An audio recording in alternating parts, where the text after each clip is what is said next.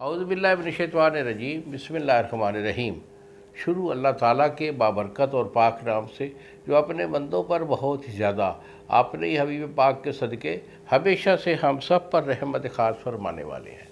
कुश्ता साज हकीम बाबा सैफुल्लाह की तरफ से मेरे सब दोस्तों को अस्सलाम वालेकुम व रहमतुल्लाहि व बरकातहू।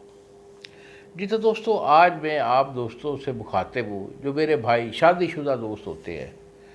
शादी के बाद उन्हें ख़ास इशू आ जाता है कि उनके अंदर ना नफ्स का ढीलापन हो जाता है या उनकी टाइमिंग नहीं होती।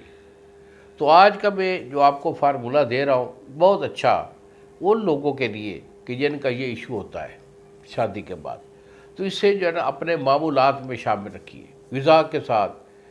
तो इसे आप शामिल रखेंगे अल्हम्दुलिल्लाह, कभी भी जो है ना आपकी ना तो टाइमिंग कम होगी और ना ही आपका जो स्टेमिना यानी ये ढीलापन है नफ्स का वो भी नहीं रहेगा। 100% इसका रिज़ल्ट होता है। तो नुस्खा मेरा नोट कर लीजिए, ये बड़ा सिंपल सा नुस्खा है। इस पर आपने इलसी लेनी है। इलसी आपकी 250 ग्राम है। और दूसरी चीज़ इसमें है कलवंजी। कलवंजी आपकी 125 ग्राम है। और सालब मिस्री ये आपकी जो है 50 ग्राम है। इन तीनों चीज़ों को आपने सफ़ूफ़ कर लेना है। सफ़ूफ़ करके इसी डब्बी में महफूज रखिए। और एक चम्मच सुबह और एक शाम खाना खाने के बाद एक गिलास दूध के साथ इसे रोज़ाना इस्तेमाल में रखें। इंशाअल्लाह बफ़ज़ल खुदा आपका ये जो क़ुव्वत ख़ास का इशू होता है मर्दाना टाइमिंग में और उसके ढीलेपन में, ये कवर हो जाएगा।